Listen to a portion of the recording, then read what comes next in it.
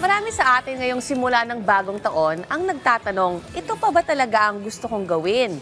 Kung kayo napapagod, naghahanap ng mas makabuluhang trabaho o nag-iisip ng panibagong direksyon sa iyong career, may tips kami para sa inyo. Makakasama po natin ngayon ang isang career transition coach para magbigay ng malinaw at practical na tips para sa mga nagpabalak na mag-shift ng career this 2026. Magandang umaga po, Ma'am Reyna Pelayo Lino. Welcome sa Rise and Shine Pilipinas. Umaga. Yeah. Am I audible? Naririnig naman po. Yes, Narinig loud po and namin clear. to. Ma'am, ano po ba ang career transition at kailan ba masasabi na ready na ang isang tao para mag-shift into another career? Ayan, salamat sa magandang katanungan. Yeah, the word career transition, generally ito yung career change or career shift na tinatawag natin, no? Ito yung isang proseso ng pagpapalit from one career to another, and it has two types, voluntary at saka involuntary. So for voluntary, ito yung any person na naghahanap, no, ng purpose sa kanyang ginagawa. Kaya voluntary siya mag-exit dun sa kanyang existing na trabaho to make a change, no. And a lot of factors naman na associated to. Pwede po kasi yung life goals niya na iba, status, at saka environment. Some of these are ano naman, no, given na mga reasons, and hindi lamang ito ano, no, parang exclusive sa mga employees or sa workforce. Even yung mga entrepreneurs, they also do career change or career shift. And then parents na returning to work after caregiving or giving birth, ito yung bumabalik na talaga sila, and nag-iiba, no, yung kanilang reason for work. And then pre-retirees, ito yung tinatawag nating encore careers naman yung hinahanap nila, no, yung parang second career. And ganun din yung mga young people na naghahanap ng deeper, no, na yung work hindi lang dapat work siya. It's more than the word itself, no. And again, tayo involuntary, no, which is pag sinabing involuntary, wala tayong choice because either the company or the economy is really pushing us to do that career shifting. Best example of this is yung mga layoffs, no? So, dun sa tanong mo na paano ba natin malalaman na handa na tayo? So, lagi namin sinasabi, no, dito sa when it comes to human resources naman, no, yung readiness to career shifting, it's meron tayong tinatawag na dapat nagsi-self-reflect muna talaga yung tao, no? Which is so timely because it's New Year, no?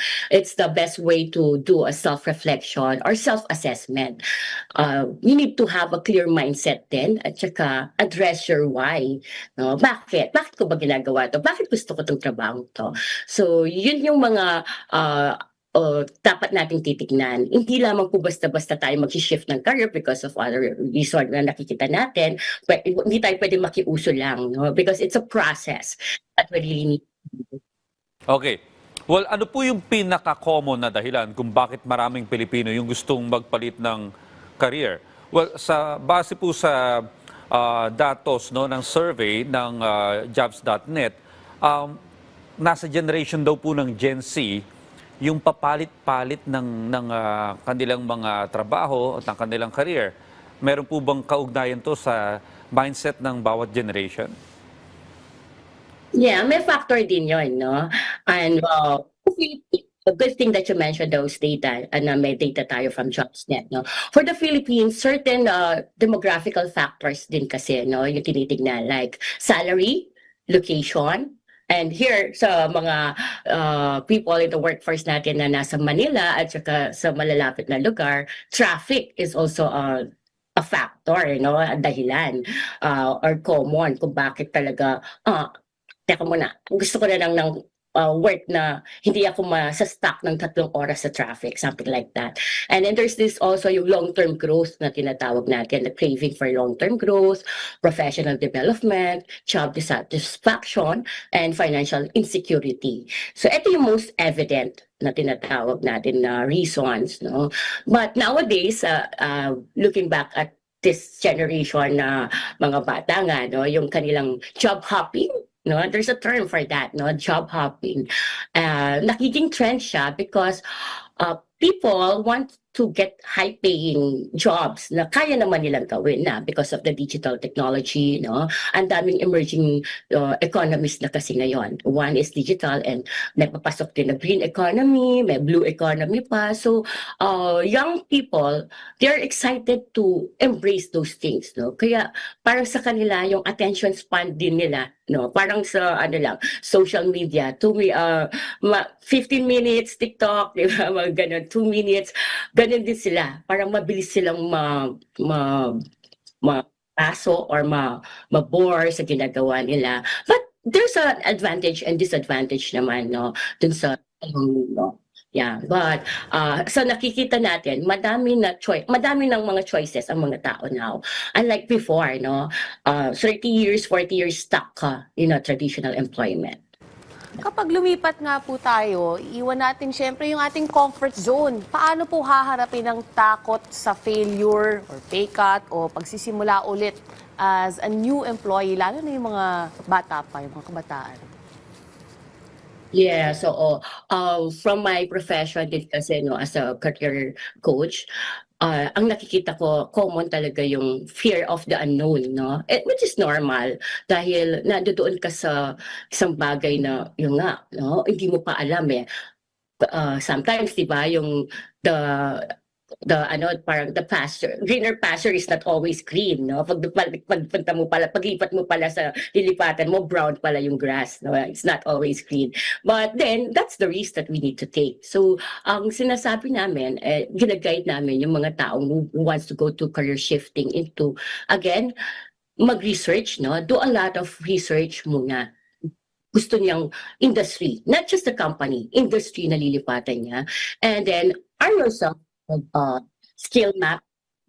Ano ba yung mga skills mo na pwedeng magamit mo kahit na hindi ka mag-succeed dito sa lilipatan mo? Pwede ka pa rin, you can always naman move from one job to another. There's no one stopping you naman. Ang nagiging sigurong takot lang natin, baka sabihin sa akin yung resume ko, bakit ganon, palipat-lipat ako. Nowadays, it's no longer a big issue. It is an issue, but not as big as before. So kailangan mo lang mapakita, no, na ayun, there are things naman na ginawa ka in order for you to try those specific that specific movement na ginawa for kung ano man yung work na yun na binago mo. So, always say na set realistic boundaries. No? As in, work on your own pace and environment where you can be productive and build a support network. Para talagang kung sakasakaling mag-fail ka, di ba, you can always ask for recommendation from another people or connection na makakabalik ka sa gusto mong balikan pa rin, no? And then start small, not the big goal na agad-agad gusto mong ma-attain, no? Start small, like part-time or freelance, lets you test the waters. Yun naman yung lagi rin namin ina-advise din. Hindi pwedeng impulsive na gusto mo Oo. nang lipat ka lang kagad, may nakaaway ka lang na Saka dapat katrabaho mo. naka-ready kung ano na yung pupuntahan mo at dapat alam mo yung skills na dapat mong dalhin regardless So, kung anong gusto mong gawin o i-shift. May planning stage pala to. Right. No? Hindi basta-basta impulsive decision lang na bigla ka nang lilipat ng career. Oo. So, yan, magandang advice po mula sa ating resource person ngayon. Maraming salamat po, Ma'am Reyna Pelayo Lido, at Happy New Year po sa inyo. Happy New Year!